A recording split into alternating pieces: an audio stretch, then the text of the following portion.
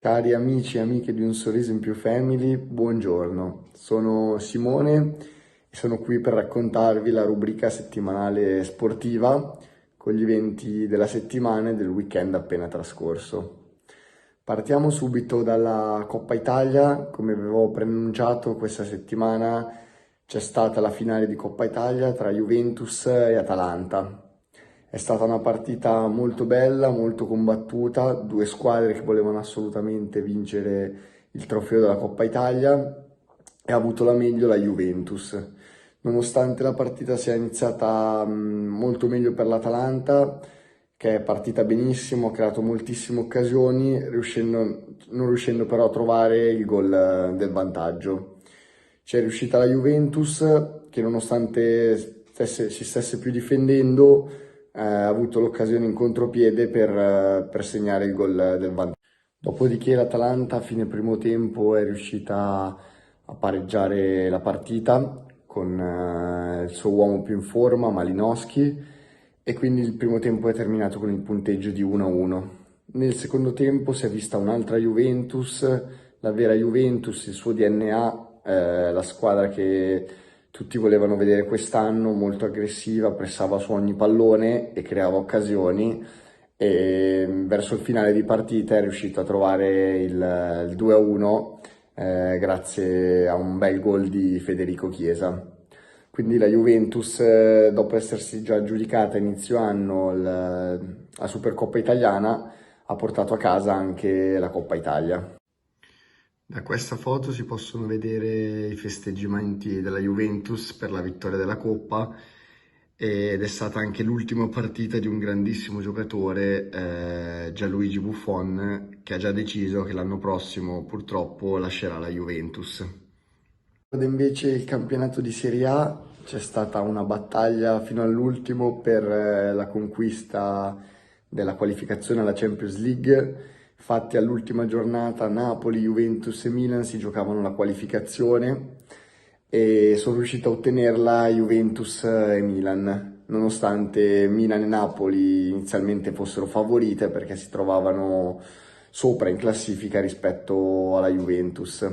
Infatti il Milan è riuscito a vincere per 2-0 contro l'Atalanta, giocando una grandissima partita sotto ogni punto di vista. Vittoria è frutto di un grandissimo lavoro da parte di tutta la società del Milan, dall'allenatore Stefano Pioli e da tutta la squadra.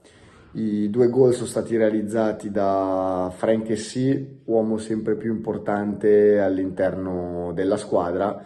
Ha realizzato questa doppietta che ha permesso al Milan di qualificarsi in Champions League dopo ben 8 anni che non ci andava. Mentre la Juventus è riuscita a vincere abbastanza agevolmente 4-1 a Bologna, e il Napoli, che non è riuscito a entrare in Champions, ha pareggiato 1-1 contro il Verona, risultato inaspettato, frutto non di una grandissima partita da parte del Napoli.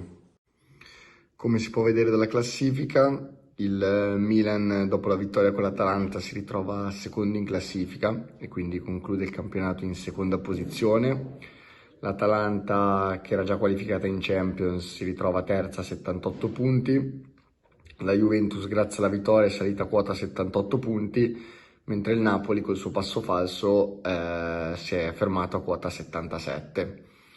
La Juventus ha quindi salvato una stagione che rischiava di diventare fallimentare grazie a quest'ultima settimana in cui ha ottenuto la vittoria della Coppa Italia e la qualificazione in Champions League, mentre il Napoli ha buttato via un'importante occasione per crescere e affermarsi a livello europeo. Per quanto riguarda invece la zona salvezza, era già tutto deciso dal momento in cui il Torino durante questa settimana ha recuperato la partita che gli mancava contro la Lazio e ha ottenuto un pareggio, in modo da che l'ultima giornata non ha influito sulla salvezza, ma anche se il Benevento avesse vinto, il Torino era comunque già salvo. Quindi retrocederanno in Serie B Benevento, Crotone e Parma. Invece, come si può vedere da questo video, l'Inter ha potuto finalmente festeggiare la vittoria dello scudetto, un importantissimo traguardo che è stato coronato anche all'ultima giornata con un'altra vittoria contro l'Udinese per ben 5-1. Infatti qui si vedono i giocatori dell'Inter festeggiare lo scudetto ed erano anche moltissimi i tifosi fuori dallo stadio che sostenevano la squadra. Con questo è tutto, il campionato di Serie A si è concluso quindi in questo modo e ora ci mancherà solo da vedere come finiranno la finale di Champions League e la finale di Europa League. Dopodiché quest'estate ci aspetterà un bellissimo europeo che speriamo vada al meglio per gli italiani e saremo tutti a seguirlo e sarò contento di potervelo raccontare.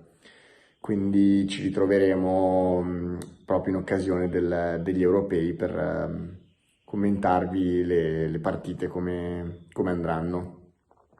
Io ora vi saluto e vi aspetto tutti per tifare insieme la nostra nazionale, la nazionale italiana. Ciao a tutti e Forza Italia!